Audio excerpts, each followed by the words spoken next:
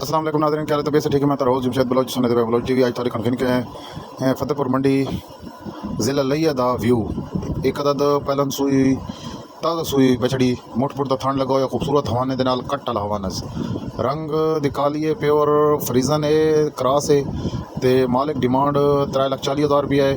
موقع تے کم بیشی ہوئے سی کوئی پتہ نہیں انہوں نے سیل ہو گئی یا نہیں ہو گئی۔ اگر کسی بھائی کو ضرورت ہوئے تو سکرین تے نمبر شو ہوندہ پہ ضرور سارے رابطہ کرنا ہے۔ اسی طرح آج دی خوبصورت ویڈیو دا اختتام کرنے ہیں پاک فوج آباد پاکستان پہ آباد۔ جنہیں اپنے چینل سبسکرائب نہیں کیا اپنے چینل ضرور سبسکرائب کریں، لائک کریں، دوستوں نے شیئر کریں۔ اللہ حافظ۔